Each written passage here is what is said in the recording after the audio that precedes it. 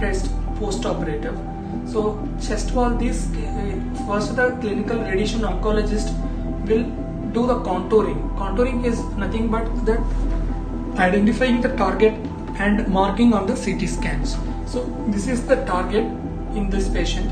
Like this is a supraclavicular node, supraclavicular fossa node, and this is the target where the post-operative tumor bed is irradiated.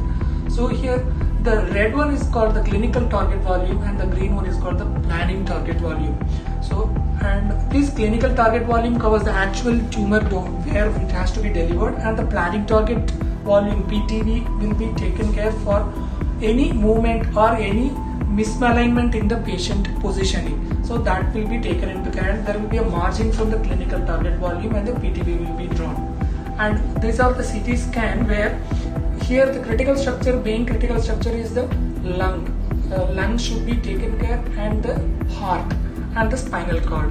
These are the three structures, main structures to be taken care while delivering the dose to the chest wall. Also the opposite contralateral breast also has to be taken into account. So these structures are marked by the radiation oncologist and targets and the critical structures are defined by them. So once it is done, then it will be handed over to us. The physicist or the planner will start the planning by putting the beams.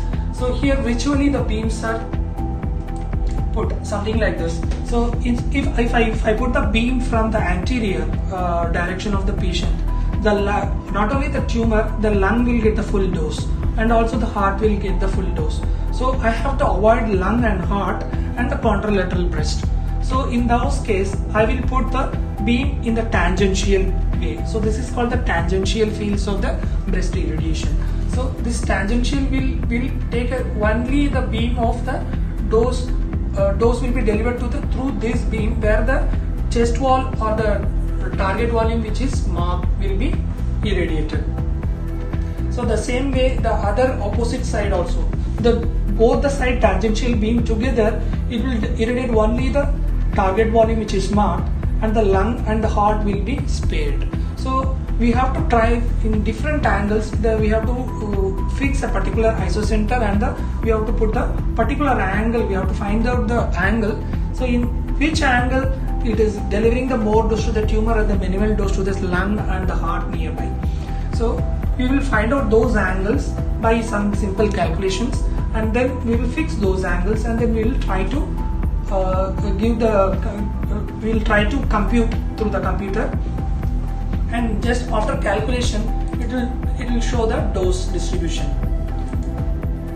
So this is the final dose distribution after working out for 2 to 3 hours of the critical planning. We will get the dose something like this. So this is called the conformal radiotherapy planning, where you can see the dose is confirmed only through the target volume. This red one is the dose which is actually intended, which is called 40 gray or 4000 centigrade, has to be delivered to the chest wall. So only this much dose is delivered. So other doses are like, for example, the blue one is the 28 gray, which is the other scattered dose, which even that dose is not going to the lung. Only a part of lung, very minimal part of the lung is getting that dose. So, but my tumorocidal dose is only given to the chest wall. And one more parameter we have to check is the hotspot. Hotspot is nothing but the 10% of the prescribed dose. So if it is more than 10% of the prescribed dose, which is if it is getting in the tumor or outside the tumor volume, that may cause the damage to the tissue. So we have to be very careful while planning. If any part of the body other than the target which is marked is getting more than 10% of the prescribed dose, that will cause the tissue damage. So nowhere else these doses get got for this patient.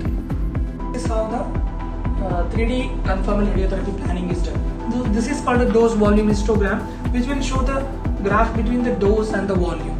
So this will tell you how much volume of the tissue or how much volume of the critical structure or how much volume of the target is receiving the prescribed dose. So the So the PTV40, which is nothing but the planning target volume of 40 gray, it has received more than 95% of the volume has received that much of dose in this case. And the lung, actually the international protocol tells that the lung should not get more than 20% of the volume of the lung should not get more than 20 gray. So, or otherwise it's a 2000 centigrade. So in this case we have achieved 2000 centigrade is received by only 11.5%, which is very much less than the prescribed limit. And the heart should not cross 3 gray or 300 centigrade. So in this case we got only 106 centigrade. So that's how we have tried to save the heart and the lung according to the international protocols. And the spinal cord, which is on nearby the supraclavicular region. So the 0.03 cc of the volume of the spinal cord should not cross 40 gray. So we have achieved around 23 gray. So this is how the planning is done for the 3D conformal therapy. So this is the actually in the machine it will be looking like this, something like the patient will be in the position of hand raised in position, and this is how the volume is covered with the multi-leaf collimators. These are the multi-leaf collimators of the machine, which will take any shape of the tumor, because most of the time tumor will not be in the circular or the square shape or a regular shape. It will be always in the irregular shape.